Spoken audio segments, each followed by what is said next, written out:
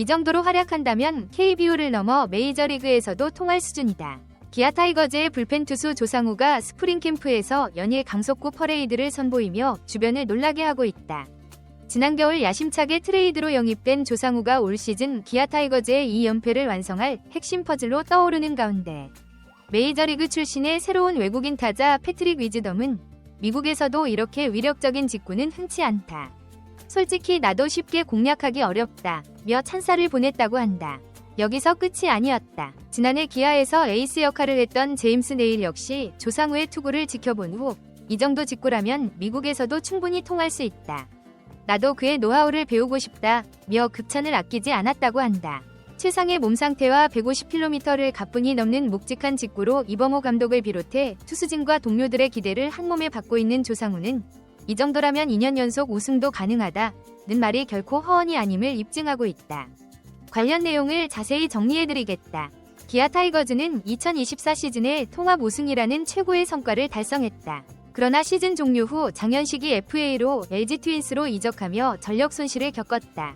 이범호 감독은 2025 시즌에도 반드시 우승에 도전하겠다는 의지를 드러냈고 구단은 이에 맞춰 적극적으로 움직였다. 지난 12월 10억 원의 현금과 2026년 신인 드래프트 1라운드, 4라운드 지명권을 키움 히어로즈에 내주고 불펜 최대어로 평가받는 조상우를 전격 영입했다. 사실 조상우는 2024 시즌 내내 트레이드 시장에서 가장 주목받은 리그 최정상급 불펜 투수였다. 기아는 이 과감한 승부수를 통해 다시 한번 강력한 필승조를 구축하게 됐다. 이범호 감독은 조상우의 합류에 대해 정혜영과 함께 불펜의 원투 펀치를 형성할 것이라고 기대감을 드러냈으며 이에 따라 이 연패 가능성이 더욱 높아졌다는 전망이 나오면서 팬들의 기대도 커지고 있다. 조상우 역시 지난 시즌을 100% 만족스럽게 보내진 못했다. 키움 시절 군 복무를 마치고 복귀했지만 어깨 통증 등의 여파로 2021년과 같은 압도적인 구위를 보여주지 못했다. 그래도 140km 후반에서 150km 초반을 오가는 강속구를 던지며 여전히 뛰어난 실력을 보였지만 예전만큼의 묵직함은 아쉬웠다. 완벽한 부활을 꿈꾸는 조상우는 메디컬 테스트에서 큰 이상이 없다는 판정을 받았고 기아 입단 후 미국 드라이브 라인을 방문해 몸 상태를 철저히 점검했다.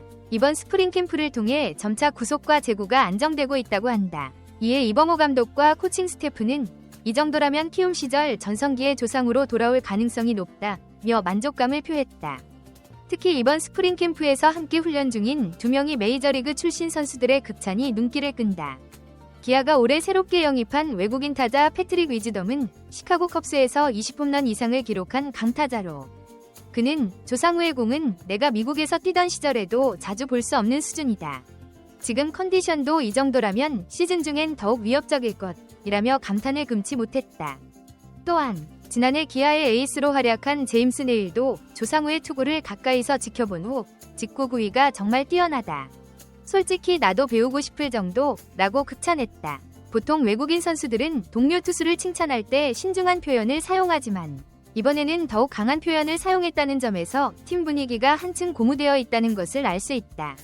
조상우는 스프링 캠프 시작 후 지금까지 총 5차례 불펜 피칭을 소화했는데 첫 피칭에서는 140km 초반대였지만 이후 점점 구속이 올라가면서 세 번째 피칭부터는 150km에 근접했고 네 번째와 다섯 번째 피칭에서는 가볍게 150km 초반을 기록했다는 증언이 나왔다. 아웃커브, 슬라이더, 포크볼 등 조상우 특유의 변화구도 한층 묵직해졌다고 한다. 이범호 감독은 조상우가 미국 드라이브 라인에서 밸런스를 조정한 것이 효과를 본 것 같다. 지난 시즌까지 다소 뻣뻣해 보였던 몸이 이제는 훨씬 유연해졌다며 만족감을 드러냈다. 기아의 불펜진은 이미 젊은 마무리 투수 정혜영이 확실하게 자리를 잡고 있고 최지민, 전상현, 곽도현 등 필승조 자원도 풍부하다. 지난해 마무리를 맡았던 장현식이 떠났어도 조상우가 그 자리를 메운다면 상대팀들에게 더욱 위협적인 불펜진이 완성될 것으로 보인다.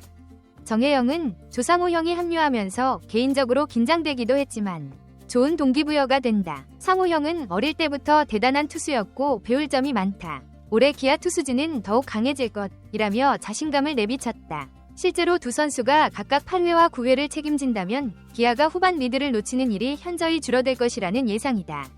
조상우는 아직 KBO 리그에서 우승 반지를 획득하지 못했다. 키움 시절 한국 시리즈에 진출했으나 최종 우승에는 실패했고 이번에 기아로 트레이드되면서 본격적으로 첫 우승 반지를 차지하겠다는 각오를 다지고 있다.